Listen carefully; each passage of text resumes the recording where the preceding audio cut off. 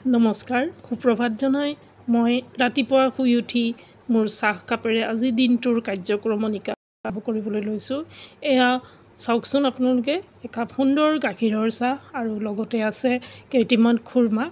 এয়া খাই দিনটোৰ বাবে মই সতেজ হৈ যাওঁ আৰু নিজৰ কৰ্ম কৰি মই মোৰ ভগৱানৰ ওচৰত চাকি বন্তি জ্বলাই এয়া মোৰ ঘৰৰ পৰিৱেশৰ চাৰিওকাষ আপোনালোকৰ ওচৰত তুলি ধৰিবলৈ চেষ্টা কৰিছোঁ। চাওকচোন, এয়া মোৰ ৰুমটো লগতে অলপ দেখাই দিছোঁ। বাহিৰৰ পৰিৱেশ হৈছে এনেকুৱা ধৰণৰ।